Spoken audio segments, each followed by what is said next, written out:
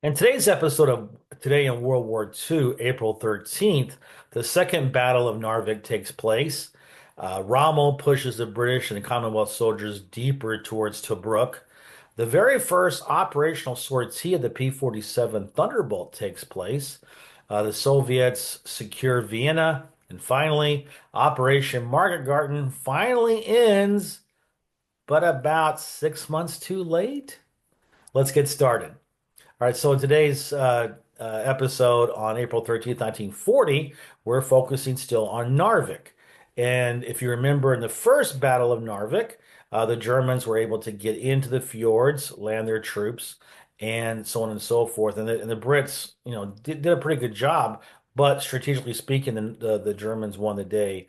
But now it's the second Battle of Narvik. The Brits are back. And they bring a naval force of a carrier, a battleship, and about nine destroyers, and they come steaming up to up that fjord. And just remember the geography here. You've got one long fjord, and you've got multiple side fjords, right? So there's plenty of places for ships to hide. You can be ambushed, but the British didn't have a problem with that on this day.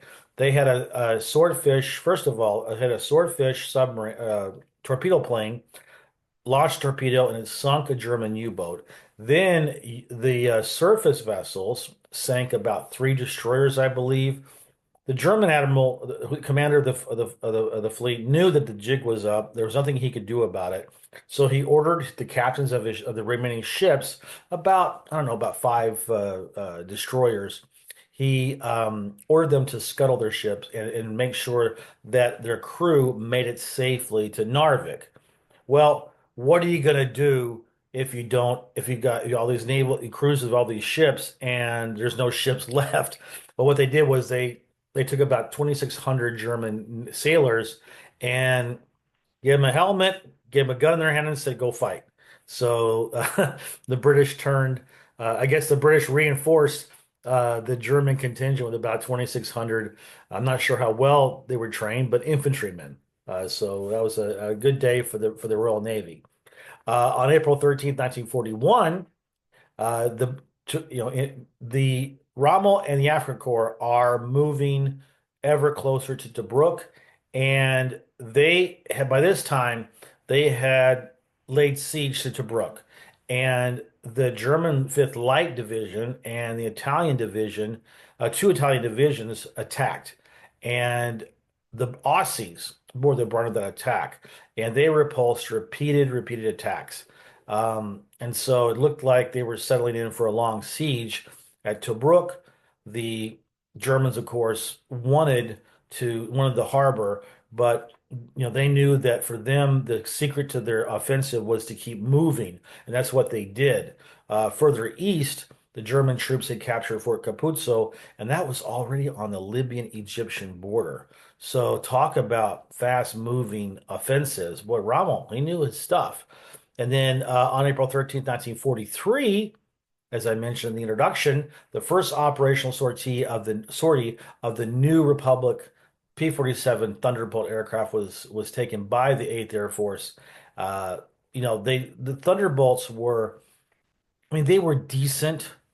Uh, Combat air patrol fighters, they were decent there. I mean, they had their limitations. They had their strengths, and they had their weaknesses.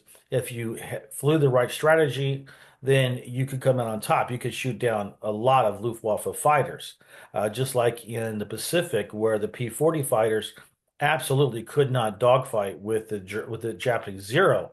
But if they used their advantage in diving, then they could do that, and they could and did shoot down a lot of Zeros, but you had to have the right tactics. Same thing is happening here.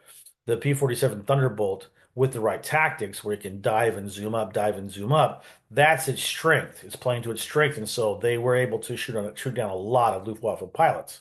Having said that, it didn't have the range and it didn't have the dogfight ability like the P-51 Mustang did. So we're in 1943. We still got towards the end of the year before the P-51 Mustangs start really making their debut in the European theater. And then probably by within a year, most of those P-47 Thunderbolts are going to be taken away from bomber escort duty or fighter sweep duty, and they go more towards the ground support duty, which they were fantastic at. On April 13th, 1945, the Soviet Danube flotilla landed enough men for the 80th Guards Rifle Division and the 7th Guards Airborne Division of the Soviets to take the key bridge in Vienna, the Reichsbrücke Bridge. And later on that day, Soviet troops were able to secure another district of Vienna, and 15 miles up the river, the Soviets were able to close the trap on Vienna itself. By the end of the day, the Germans were just giving up. And luckily for us, for me personally, because I took my family to Vienna a couple times in the last 10 years, and I would have hated to have seen it completely destroyed. Or, I mean, obviously would have built it up by then, but all the original stuff was there because it was not devastated like so many other cities in the war. Got to think about it. The two main cities of the Habsburg Empire, the Austro-Hungarian Empire, were it was Vienna and Budapest. And those two cities, remarkably, were came through the war pretty much unscathed. So that was good for them. And finally, on April 13th, 1945, the 5th Battalion of the Lincolnshire Regiment of the British 49th Division with the Canadians liberated Arnhem in the Netherlands. That was the farthest that Market Garden got.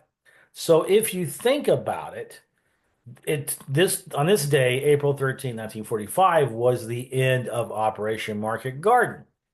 Remember how it was supposed to end the war by Christmas and get the bridges and get Montgomery's armies over the Rhine into the Ruhr, the industrialized part of Germany. Didn't quite work though, did it? No. Like I said, not taking con on day one, not taking con on day 30, and so on and so forth. That was a big black mark against Montgomery, and then Market Garden was just a fiasco. So sorry, Brits, not a big fan of Montgomery.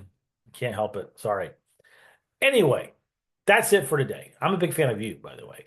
So thanks for being here on this video. I appreciate it. I'll see you tomorrow.